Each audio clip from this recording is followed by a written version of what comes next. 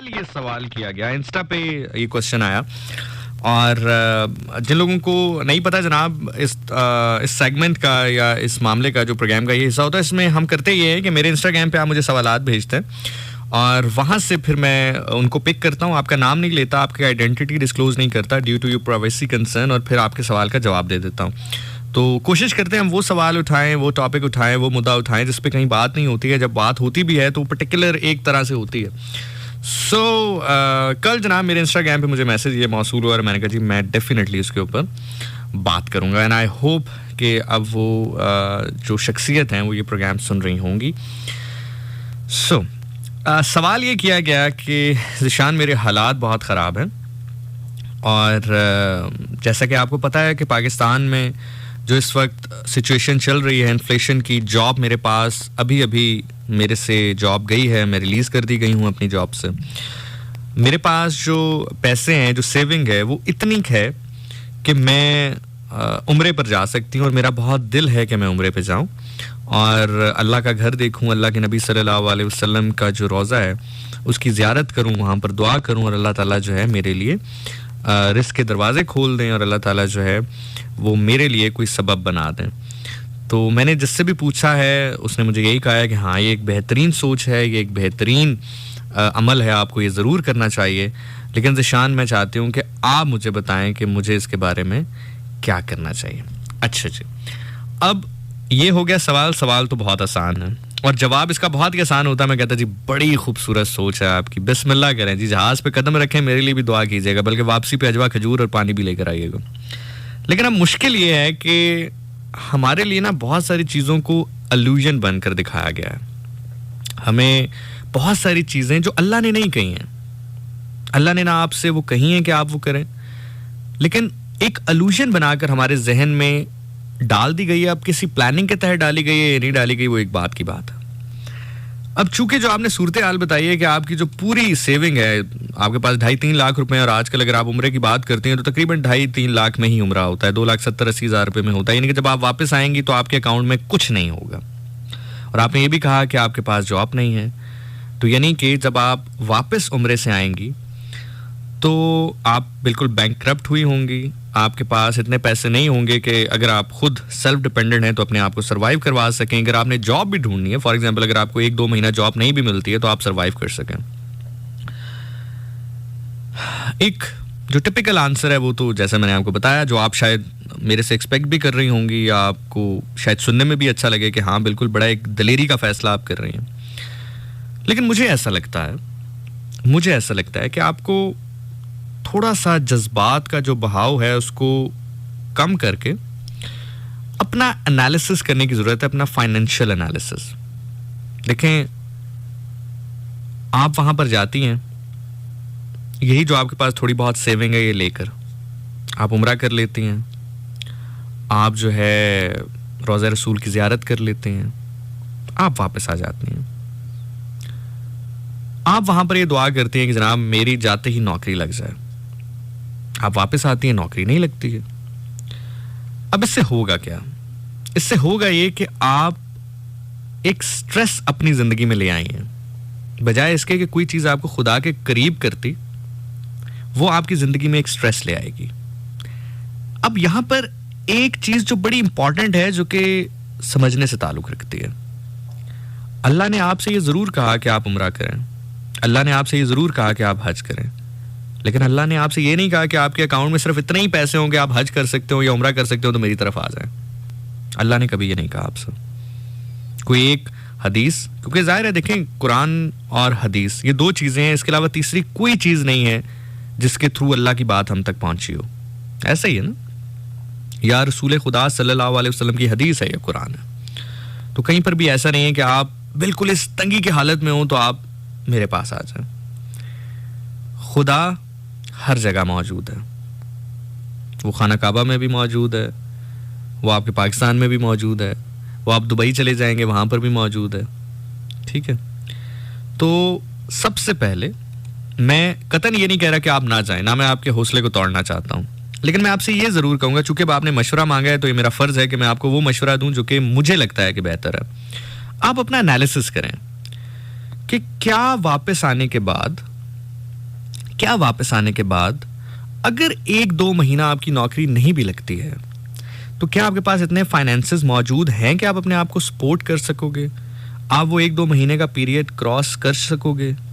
अगर तो है, अगर तो आपको लगता है कि नहीं यार, मैं अगर 1-2 महीने सरवाइव कर सकती हूँ, मैं 15-20 दिन वहाँ पर रहूँगी, उसके बाद वापस आऊँगी, तो मैं सरवाइव कर सकती हूँ 1-2 महीने, तो 100 बिस्मिल्लाह, शौक से जाएं, ज़रूर जाएं।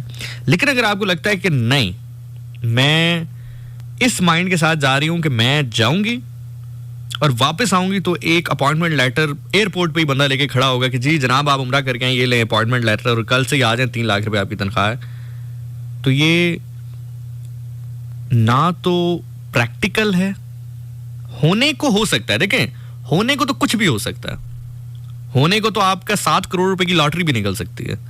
होने को तो आप मतलब रात चलते जाएं, कोई पर्स आपको मिल सकता है, उसके अंदर करोड़ों रुपए भी हो सकते हैं। तो होने को तो सब कुछ हो सकता है, लेकिन क्या अल्लाह ने आपसे कहा है ऐसा?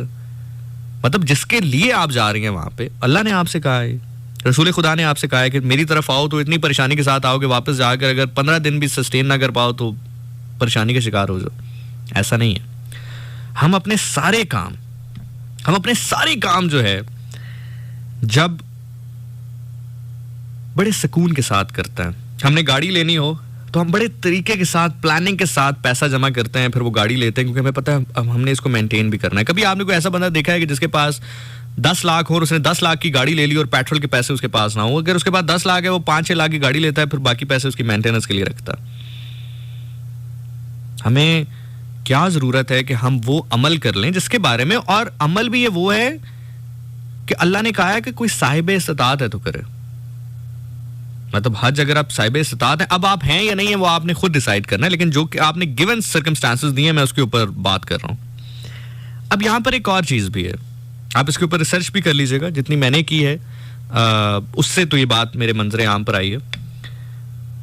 आप पर हज वाजिब नहीं है जब तक आप साहिब इस्तिताअत ना हो, लेकिन आपने अगर उम्रा कर लिया तो आपके ऊपर हज वाजिब हो जाएगा। उसकी रीजन ये है कि आप आ सकते थे वहां पर, गेटिंग माई पॉइंट, आप आ सकते थे वहां पर और आप आए हैं वहां पर, इसलिए अब आप पे वाजिब है कि आप उन खसूसी अयाम में भी वहां पर आए जो हज के दिन है। आप इसको मजीद अपने तौर पर रिसर्च कर सकते हैं। जहां तक मेरी रिसर्च है उसके मुताबिक यही है कि अगर आपने उम्रा कर लिया, एक आम आदमी जो कि जिसने उम्रा नहीं किया है उसके ऊपर हज तब तक वाजिब नहीं है, तब तक वो साहिब इस्तिताअत नहीं। लेकिन अगर आपने उम्रा कर लिया है तो आप, इसका मतलब है कि वहां जा सकते हैं, आप साहिब इस्तिताअत हैं, तो अब आपके ऊपर हज लाजिम हो जाएगा। अब इसका कतन ये मतलब नहीं है कि आप जो है उम्रे से डर जाए, आप उम्रा करें ही ना। इससे ठीक है, यकीनी तौर पे अल्लाह से दुआ करनी चाहिए, जो आपको उम्रे के लिए वहां ले जा सकता है वो आपको हज के लिए भी ले जा सकता है। लेकिन कभी भी आजमाना नहीं चाहिए, खुदा को कभी आजमाना नहीं चाहिए। मेरे मुर्शिद एक बड़ी खूबसूरत बात किया करते हैं बल्कि, वो कहते थे कि कभी भी 2 चीजें देखें, जो इस्लाम है ना, या जो कोई भी मजहब हो, स्पेसिफिक चले हम चुके इस वक्त पर्टिकुलर इस्लाम की बात करें तो इसमें 2 ब्रांचेस हैं, एक है शरीयत और एक है इश्क। शरीयत, नमाज, रोजा, हज, ज़कात, ये आप करते जाएं, चुपचाप जन्नत में दाखिल हो जाएं, कोई नहीं रोकेगा आपको। दूसरा है इश्क। कुछ मजमून जब हम पढ़ा करते थे, बचपन में होते थे, छोटे होते थे, तो स्कूल में कुछ मजमून इख्तियारी होते थे, कुछ लाजमी होते थे। इसी तरह क्वेश्चन पेपर में भी कुछ क्वेश्चन ऐसे होते थे जो कंपलसरी आपने करने ही करने हैं, कुछ सब्जेक्टिव होते थे आपने करने हैं तो कर ले, नहीं तो रहने दें, ऑप्शनल होता था। जो शरीयत है वो ऑप्शनल नहीं है, वो कंपलसरी है, वो आपने करनी ही करनी है, वो आप छोड़ नहीं सकते। रोजा, हज, नमाज, ज़कात, ये कंपलसरी है, ये लाजिम है, ये आपने करना ही करना है। ये जो इश्क वाला पार्ट है ना, ये ऑप्शनल है, आप करना चाहें तो करें, आपको लगता है कि आप इस काबिल हैं तो चुने, करें इसको, अदरवाइज ना करें। तो बस वो जो कंपलसरी है उसी को होते होते बस जन्नत में चुप करके चले जाएं, आपको कोई नहीं रोकेगा। अब ये मुश्किल क्यों है? सवाल यहां पर ये पैदा होता है कि ये जो इश्क वाला पार्ट है ये मुश्किल क्यों है? मुश्किल ये है, और इसमें फर्क क्या है, अब जरा गौर से सुनिएगा, बड़ी बारीक लाइन है, मैं आई होप कि मैं आपको समझा पाऊं इसमें।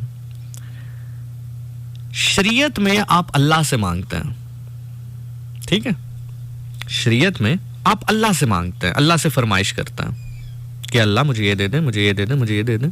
जब आप इश्क का दावा करते हैं तो फिर आप अल्लाह से कहते हैं कि अल्लाह अब आप फरमाइश कीजिए, मुझसे हुक्म कीजिए कि आप क्या फरमाइश करते हैं। फिर अल्लाह आपसे कुछ भी मांग ले, आप इनकार नहीं कर सकते। फिर वो ये नहीं सुनता, अब मैं मिसाल देने लगा हूँ, आपकी हाय निकल जाएगी। फिर वो ये नहीं सुनता कि मेरा अली असगर 6 माह का है।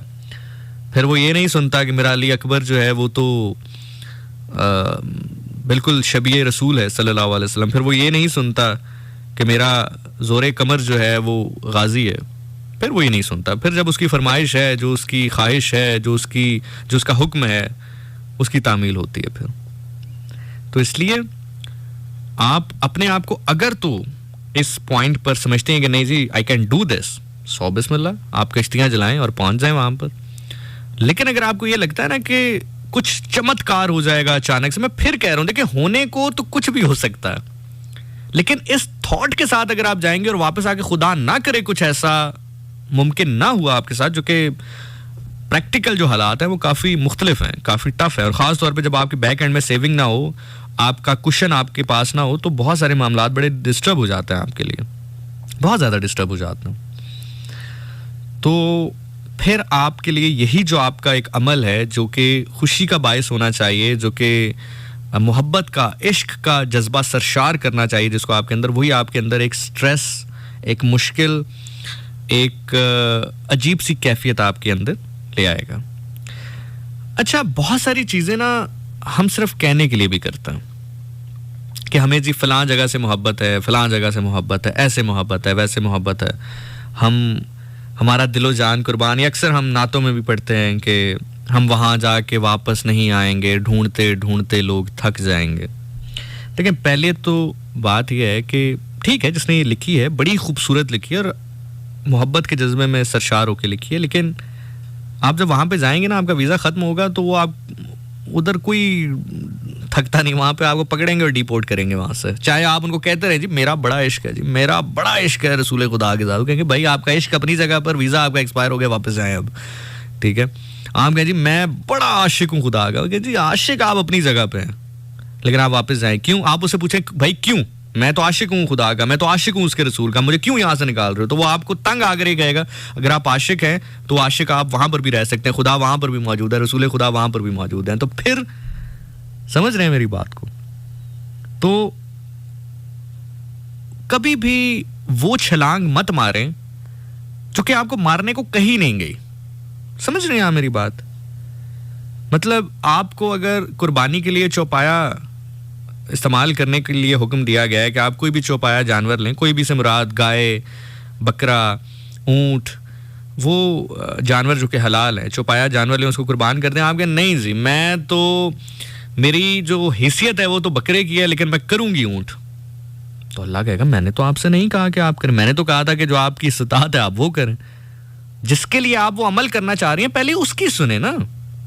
समझ रहे हो मेरी बात? मतलब मैं एक प्रोग्राम करता हूँ, मुझे प्रोड्यूसर मेरा कहता है, फॉर एग्जांपल मुझे मेरे प्रोड्यूसर कहते हैं कि जी आपने ये प्रोग्राम इस तरह से डिज़ाइन करके हमारे लिए करना है। मैं उससे कोई 10 गुना आगे का प्रोग्राम कर देता हूँ, लेकिन वो नहीं करता जो उन्होंने कहा है। तो वो मुझे कहेंगे आपने ठीक है अपनी तौर पे अपनी बिसात से बहुत आगे का काम किया, लेकिन इसमें वो चीज़ नहीं है जो मैंने आपसे कहा था। मैं उनको कहूँगी देखें जी वो चीज़ ना भी हो, लेकिन देखें मैंने तो अपनी बिसात और औकात से बढ़कर आगे का परफॉर्म किया। तो कहेंगे भाई किसने कहा था आपको? हमने कहा था आपको। समझ रहे हैं मेरी बात? मैं फिर कहूँगा ज़रूर जाएं, ज़रूर जाएं, लेकिन इस सफ़र को अपने लिए बाइसे मुसरत बनाएं, बाइसे रहमत बनाएं, बाइसे तस्कीन बनाएं। इस सफ़र को अपने लिए इस चीज़ का जरिया ना बनाएं कि आप एक सौदा करने जा रहे हैं, आप एक गैम्बल खेलने जा रहे हैं कि आपके पास 2.5 लाख रुपए हैं।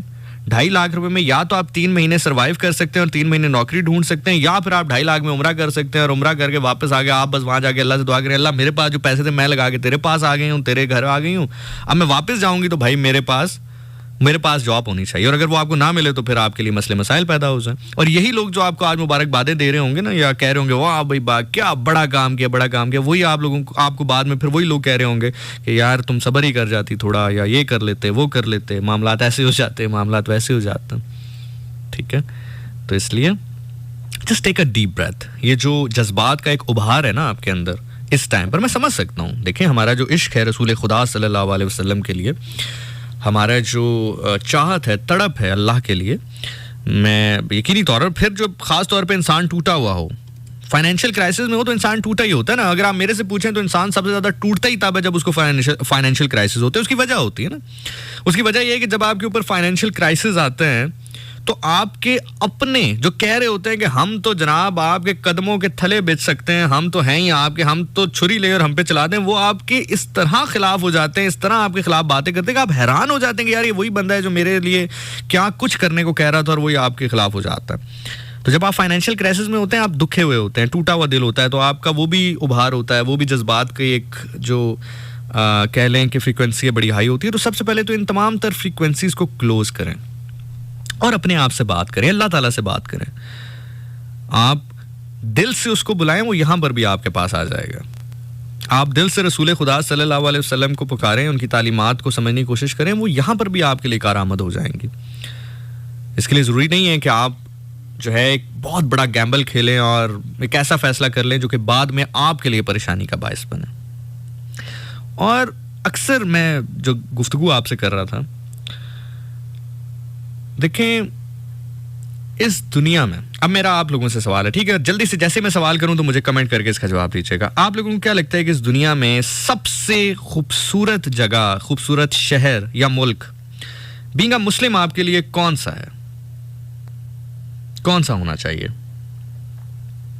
मतलब बीइंग अ मुस्लिम आपके लिए सबसे बड़ा मुल्क या सबसे बेहतरीन मुल्क या सबसे कह लें कि दिल के करीब मुल्क कौन सा होना चाहिए?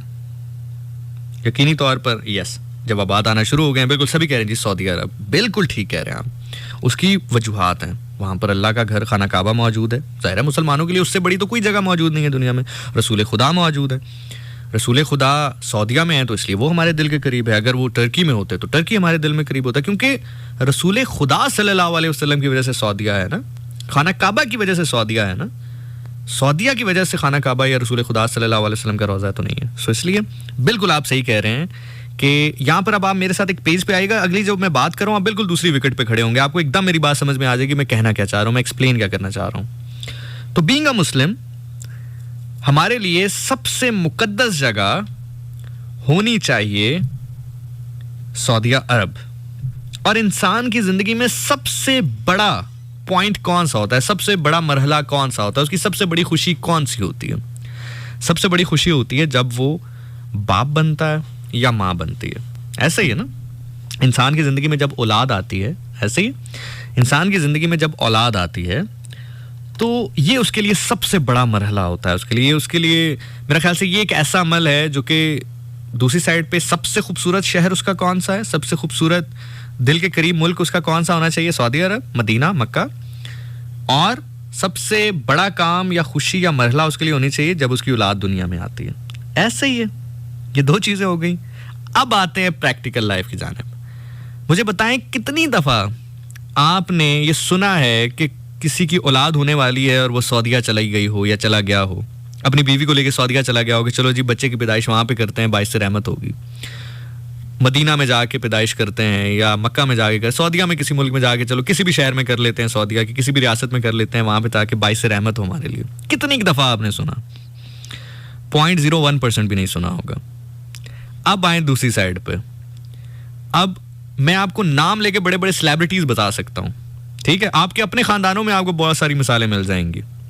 आपने कितनी दफा देखा होगा कि जब औलाद होने वाली होती है लोग अपनी बीवी को लेते हैं और यूरोप के कंट्रीज में चले जाते हैं, अमेरिका चले जाते हैं। यूरोप की कंट्रीज की बात करें तो फ्रांस चले गए, रोम, स्पेन, मतलब जहां जहां उनको मौका मिलता है, ठीक है, वो वहां पर चले जाते हैं। वहां पर जाके अपने बच्चे की पैदाइश करवाते हैं। क्यों? इसकी एक रीजन है भाई आपके लिए।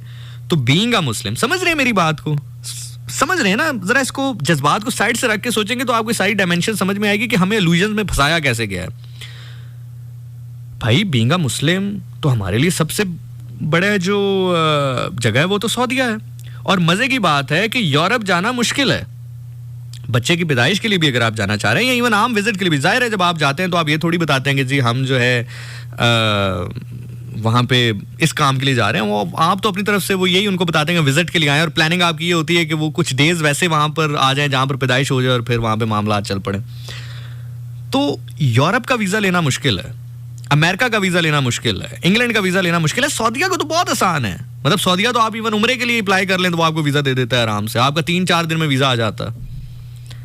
उस आसान वीज़े को छोड़ के, उस जगह को छोड़ के जो कि दिल के करीब होनी चाहिए और जिसके बारे में मतलब दिन रात ये कहते रहते हैं कि हम वहां जाके वापस नहीं आएंगे, ढूंढते ढूंढते लोग थक जाएंगे, उधर नहीं जाते, जहां पर वीजा भी 3-4 दिन में मिल रहा है और जगह भी दिल के सबसे करीब वो होनी चाहिए, और कहते भी हैं कि है और होगी भी, हम किसी का दिल नहीं देखते, लेकिन उस जगह जरूर भागते हैं जहां पर वीजा भी मुश्किल से मिल रहा है और दिल के भी वो इतने करीब नहीं, क्योंकि जिस चीज को आप बुरा मानते हैं वो तो सारी चीजें वहां पर मौजूद हैं। जिस चीज को आप बुरा कहते हैं वो तो सारी चीजें वहां पर मौजूद हैं। आपको तो वहां से बल्कि बचना चाहिए, आपको तो चाहिए कि उस जगह तो औलाद आपकी पैदा ही ना हो, आपको तो औलाद वहां पे पैदा हो जहां पर आप कहते हैं कि जनाब सबसे बेहतरीन जगह है वो। लेकिन आप क्यों ऑपोजिट लोग करते हैं, उसकी रीजन है। उसकी रीजन ये है कि आप सऊदीया में पैदा भी हो जाएं, आप वहां पे 50 साल भी रह लें, वो आपको नेशनैलिटी नहीं देता। शायद ये आप पहली दफा सुन रहे हो, हैरानी की बात होगी आपके लिए, अगर आप सऊदीया में पैदा भी हो गए हैं ना, या आप वहां पे 50 साल भी जिंदगी गुजार ली, वो कभी आपको नेशनैलिटी नहीं देता अपनी। जबकि जो बाकी ममालिक हैं, कनाडा हो गया, इंग्लैंड हो गया, अमेरिका, यहाँ पर आप बस पैदा हो गए हैं, आप बस इस दुनिया में आ गए हैं, तो उसी टाइम वो कह देगा भाई ये हमारा बंदा है, ये हमारा नेशनल है। तो चूंकि आपको वहां पर नेशनैलिटी मिलती है, तो इसलिए आप मुश्किल वीजा लेकर उस शहर में, उस मुल्क की तरफ ट्रैवल करते हैं जहां पर वो तमाम खराबियां मौजूद है जो जिसका आप जिक्र करते हैं और आप कहते हैं अल्लाह हमें बचा इससे। उस साइड नहीं जाते जिसका वीजा भी आसानी से मिल रहा है और कोई खराबी ऐसी बज़ाहिर, और खराबी हो भी तो हो, लेकिन वहां पर जगह ऐसी मौजूद हैं जो कि आपके दिल के सबसे ज्यादा करीब है। इसका मतलब तो फिर ये हुआ ना, अगर आम जहन से आप सोचें, फिर इसका मतलब तो ये हुआ कि आप नेशनैलिटी को, दूसरे पासपोर्ट को ज्यादा प्रायोरिटी दे रहे हैं बजाय इस निस्बत के कि आपके बच्चे की पैदाइश सऊदी अरब में हो, मदीना में हो, मक्का में हो। ऐसा ही है ना? अगर मैं गलत कह रहा हूं तो मुझे बताएं। इसका मतलब तो यही हुआ कि आप जो नेशनैलिटी है वो लेने को ज्यादा अहमियत दे रहे हैं बजाय इस निस्बत के कि आपका बच्चा जो है वो सऊदीया में पैदा हो रहा है, मक्का में पैदा हो रहा है, मदीना में पैदा हो रहा है। तो इससे फिर क्या साबित हुआ? इससे यह साबित हुआ कि हम बहुत सारी बातें जो करते हैं इल्यूजन्स का शिकार होके करते हैं। मैं सेलिब्रिटीज की बड़ी एग्जांपल दे सकता हूं। मैं फैमिलीज में, हमारी फैमिलीज में बहुत सारे लोग हैं यार, बच्चे की पैदाइश का वक्त करीब आया, अमेरिका चले गए, इंग्लैंड चले गए, जो है दूसरे ममालिक भी चले गए। आपकी फैमिलीज में बहुत सारे लोग होंगे बाकायदा प्लानिंग करके ये काम करते हैं। मतलब अच्छा है जो करते हैं, अपनी सोच के मुताबिक ठीक करते हैं, मैं उनको गलत नहीं कह रहा, लेकिन मैं सिर्फ वो जो एक इल्यूजन है ना, उस इल्यूजन को क्लियर करना चाह रहा हूं आपके सामने। सो इसलिए वो काम मत करें, अपने आप को उन मुसीबतों में मत डालें जिसके बारे में कल आप अल्लाह से शिकायत करें तो अल्लाह आपसे कहें मैंने आपसे कहा है। मतलब आप देखें ना, आप अपने आप को एक अनड्यू, एक अनटोल्ड स्टोरी के हवाले कर रहे हैं कि वापस मैं वहां चली जाऊं। एक नॉवल का एक कैरेक्टर है ना कि मेरे पास कुछ नहीं है, बस इतना ही है, मैं अपनी कश्तियां जलाकर वहां पहुंच जाऊं, वहां से वापस आऊं। तो एक नॉवल का किरदार है ये। मैं फिर आपसे कह रहा हूं कि होने को कुछ भी हो सकता है, लेकिन मैं अगर आपकी जगह होता तो मैं ये एनालिसिस करता कि क्या ये जो सफर है मुझे अल्लाह के मजीद करीब करेगा, मुझे अपने नबी के इश्क में मजीद मुब्तला करेगा, या मैं एक इक्वेशन सेट करके जा रहा हूं कि भाई वापस आके ये काम हो गया तो फिर मेरा सर्वाइवल है, ना हुआ तो फिर अल्लाह के वाले, और अगर ना हुआ तो फिर मैं बार बार मेरा जहन मेरे से ये सवाल करे कि क्या मैंने ये सही फैसला किया था या नहीं किया था।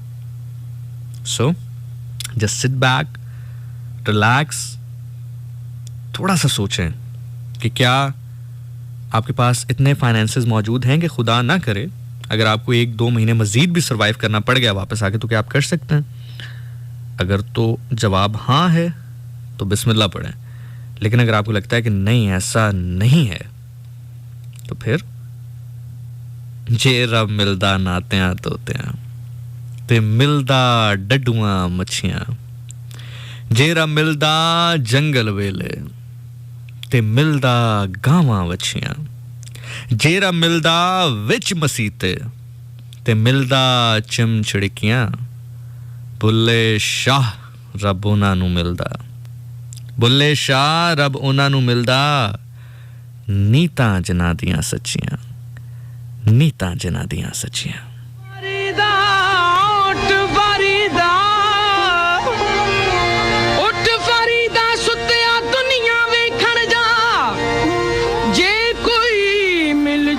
बख्शिया ते तू भी बख्शा जा।